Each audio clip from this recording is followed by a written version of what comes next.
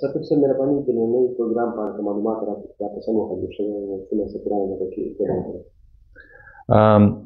نن د افغانستان په سفارت کې د زلزلې په د کونړ د زلزلې په خاطر یو تعزیت کتاب ایښودل شوی و او تر سلو نه ډېرو سفارتونو ته دعوت ورکړل شوی چې که دوی غواړي نو خپل د تعزیت مراتب په دې کتاب کې د تعزیت کتاب کې ولیکي. نو بیخي ډېر زیات سفیر صاحبان هم راغلي وو، ډیپلوماتان راغلي وو نن، او دوی خپل همدردي او غم شریکي په کتاب کې ثبت کړل او همچنان د دې موقع هم مساعده شوه چې د سفیرانو سره ملاقاتونه وشي او د وضعیت تشریح او د بشري کومکونو او نیازمندیو په حصه کې هم بحثونه وشول، خصوصا چې د تخریب شوي کورونو په حصه کې موږ یادونه وکړه چې د دې کې ژمی هم را روانه ده او باید چې د دې کورونو د جوړولو لپاره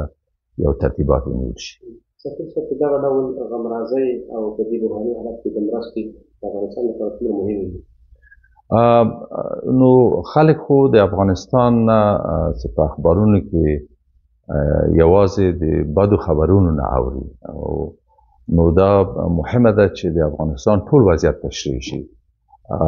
نن خو د غمرازۍ او غمشریکي موقع وه چې خلک سفیر صاحبان راغلل او د خپل غمرازي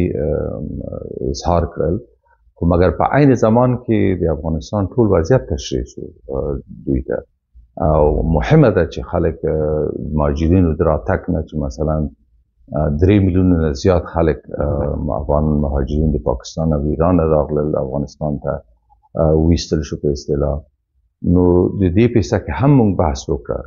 چې یعنې دومره ډېر خلک په ډېر کم وخت کې خامخا په خلکو باندې، په کورونو باندې، په کمیونټیو باندې، په قریو کلو باندې ډېر فشار راولي. نو دې لپاره هم نیازمندي ده چې د افغانستان خلکو سره باید کومکونه وشي او دا دوام وکړي، هم بشري کومکونه، هم د بازسازۍ او د انکشاف لپاره باید چې افغانستان سره کومک وشي.